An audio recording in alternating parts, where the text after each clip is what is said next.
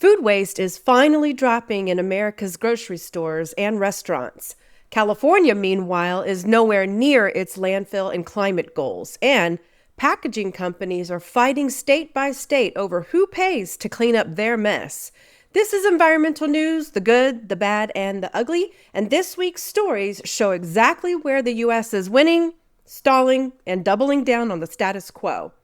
Welcome back. I'm your host, Stacey Savage, aka the Texas Trash Talker, founder and CEO of Zero Waste Strategies. Each week, we break down what's really happening in zero waste, recycling, composting, and the circular economy across the U.S. beyond the press releases. So for this week, February 19th, 2026, we'll talk about the good. We have new data from the U.S. Waste Pact that shows real progress in cutting food waste in retail and food services, and a pilot that slashed back-of-the-house waste by more than half. The bad is a California analysis that warns the state is nowhere near its organic waste and emissions targets under SB 1383, despite years of headlines about organics policy. And for the ugly, extended producer responsibility for packaging dominates 2026 policy, with new bills in Wisconsin and New Hampshire, tight deadlines on early adopter states, and an intense push to pair EPR with bottle bills. This fight reveals just how contested circular economy really is. Now, let's dive in with the good. We have fresh numbers from the U.S. Waste Pact. It shows that large retailers and food service companies are wasting less food and that targeted pilots can cut back-of-the-house waste by half or even more. The U.S. Waste Pact is a voluntary collaboration of retailers and food service operators working to measure, report, and reduce their food waste in line with the national goal of cutting food loss and waste by 50% by 2030.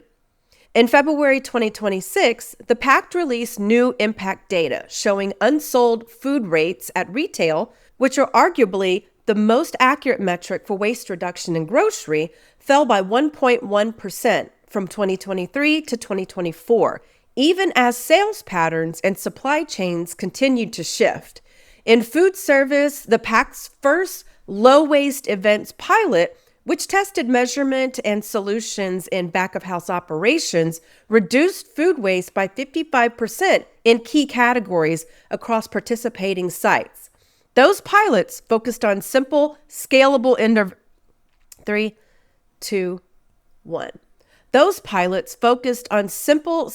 interventions, better forecasting and batch cooking to avoid over-prepping, smarter portioning and menu design to reduce plate waste, and improved storage and labeling to keep food from expiring in coolers.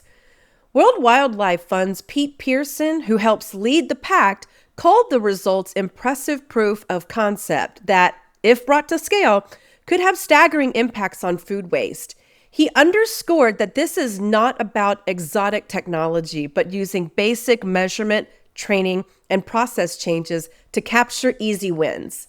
Now, here's why this matters in a bigger context.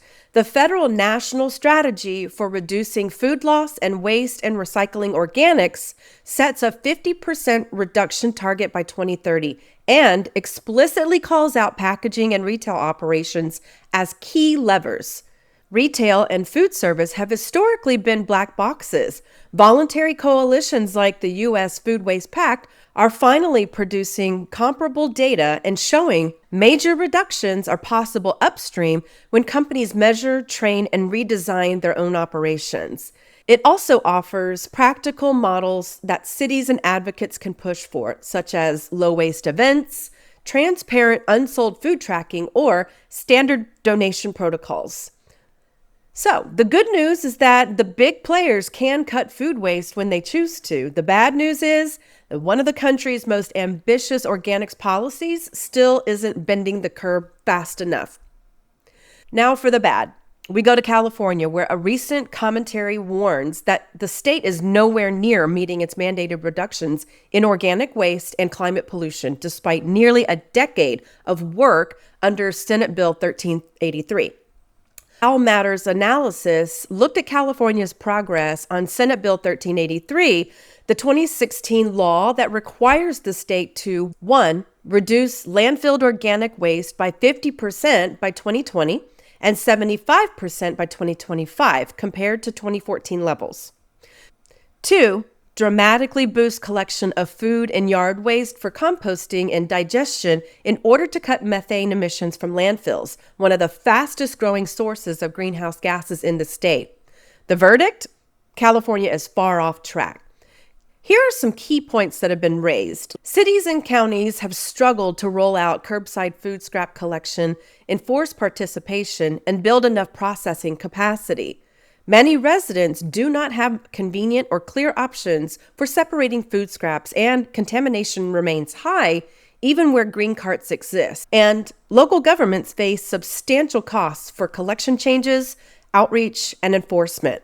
And they fear penalties if they can't comply, especially those smaller jurisdictions. At the same time, the Compost 2026 conference in Sacramento highlighted new tools that could help California catch up. 1. Senate Bill 279 passed unanimously in 2025, which is designed to work alongside SB 1383 by loosening some permit constraints and allowing more small, decentralized composting operations. It expands permit exclusions for low-risk composting, doubles volume limits under some exclusions from 100 to 200 cubic yards, and raises them up to 500 cubic yards for public agencies. Senate Bill 279 also aims to help handle the state's growing homeless biomass problem, which is woody material from orchard removals, storm cleanups, and forest management that lack adequate outlets. National research presented at the Compost 2026 conference suggests that if California can fully implement this combination, aggressive food and yard waste diversion plus expanded compost capacity, it could cut landfill methane emissions by roughly 40%, while also keeping compost in productive agricultural use. So what makes this our bad story of the week? Well, California has strong laws, but implementation is falling far behind. The goals for 2020 and 2025 have effectively been missed. Residents and businesses often receive mixed messages. The bins exist, but rules are unclear or inconsistent. And local governments are stuck between the legal mandates and the practical limitations of funding infrastructure and permitting. This is a textbook example of why policy, infrastructure, and education must all move together in tandem. It's also a warning for other states considering aggressive organics mandates. They must pair them with realistic timelines, permitting relief, and sustained funding, or expect similar shortfalls. If California shows how hard it is to implement big organics laws, our ugly story this week is all about packaging policy in 2026, specifically how extended producer responsibility, or EPR, has become the main battlefield for who pays for our waste and how industry and states are jockeying for position. EPR laws require companies that put packaging on the market to fund the collection, recycling, and management of that packaging, rather than leaving it to taxpayers and local governments. A January 29, 2026 packaging policy roundup noted that EPR remains the dominant packaging policy trend in 2026. In the last few years, states like Maine, Oregon, Colorado, California, Minnesota, Maryland, and Washington have all passed some form of packaging EPR. In 2025, Maryland and Washington adopted EPR bills that will eventually require producers to reimburse 90% of recycling system costs, following Minnesota's similar approach. In late 2025 and early 2026, Wisconsin and New Hampshire introduced new packaging EPR bills, adding more states to the map. On top of that, implementation is getting real. In Oregon and Colorado, the producer responsibility organization called Circular Action Alliance submitted program plans to regulators. Producers in early adopter states are starting to receive EPR fee invoices in early 2026 and must navigate complex reporting and payment systems. But It gets uglier when you add deposit systems. The Can Manufacturers Institute is pushing hard for states like Washington and Rhode Island to pair packaging EPR with deposit return systems, what most people call bottle bills, because deposits generate much cleaner metal and glass recycling. In Washington, EPR passed in 2025. Now, 3, 2, 1. In Washington, EPR did pass in 2025, and now the Can Manufacturers Institute sees 2026 as the session to do it for deposit returns. In Rhode Island, a previous attempt at a combined EPR and deposit return system bill stalled and was replaced by a needs assessment study delaying action. Now, industry groups are sending mixed signals. Some sectors, such as can manufacturers, see EPR and deposit return systems as a competitive advantage and a way to secure high-quality recycled feedstock. Others, including parts of the retail and waste industries, remain wary of participation requirements, changes to material flows, and loss of revenue from high-value recyclables. Now, at the federal level, no major recycling bill has passed Congress in the last year, but proposals like the Steward Act and the Circle Act could provide funding and harmonization if they move forward. Meanwhile, the House legislation aims 3, 2, 1. Meanwhile, new House legislation aims to standardize packaging label at the federal level, just as California's Senate Bill 343, the Truth in Labeling Law, is set to kick in this October, creating pressure for national guidance. Now, here's why this is ugly. EPR is supposed to move us toward circular packaging systems, but right now it's a patchwork of different rules, fees, and definitions with heavy lobbying on all sides. The combination of EPR, bottle bills, and labeling laws is exposing deep disagreements over what recyclable really means and who should pay for failures. Early adopter states are effectively test labs, and mistakes or loopholes there will likely be replicated or resisted. EPR isn't just acronym soup, it's the financial backbone of the next generation of recycling. Watching how states like Oregon, Colorado, Minnesota, Maryland, and Washington implement these particular systems will tell us whether producer pay becomes reality or just another slogan.